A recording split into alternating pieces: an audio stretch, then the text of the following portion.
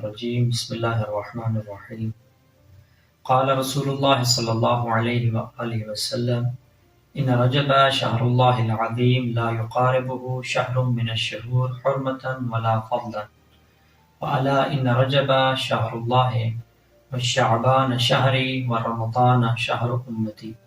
پیغمبر اکرم صلی اللہ علیہ وآلہ وسلم فرماتے ہیں ماہ رجب خدا کے نزدیک بڑی عظمتوں والا مہینہ ہے، حرمت کے اعتبار سے بھی اور فضیلت کے اعتبار سے بھی کوئی مہینہ ماہ رجب کے ہم پلہ نہیں ہے۔ پھر فرمایا آگاہ ہو جاؤ کہ رجب اللہ کا مہینہ ہے، شعبان میرا مہینہ ہے، رمضان میری امت کا مہینہ ہے۔ سوال یہ ہے کہ ماہ رجب کو خدا کے نزدیک اتنی عظمت و اہمیت حاصل کیوں ہے؟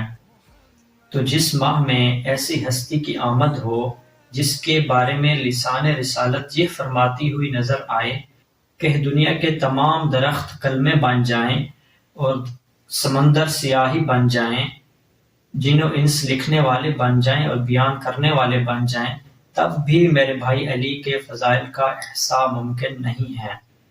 تو ایسی ہستی کی جس ماہ میں آمد ہو تو وہ مہینہ کیسے فضیلت کا حامل نہیں ہوگا؟ فقط ایک ہستی کی نہیں بلکہ ایسی 4 ہستیوں کی اس ماہ میں آمد ہے۔ یکم رجب ولادت امام محمد باقر علیہ السلام، 2 رجب ولادت امام ہادی علیہ السلام، 10 رجب ولادت امام جواد علیہ السلام اور 13 رجب ولادت امیر المؤمنین علیہ السلام ہے۔ وہ عمل جسے روایات میں تاکیداً ذکر کیا گیا ہے کہ رجب میں کہ روزہ رکھنا رجب میں فضیلت کا حامل ہے۔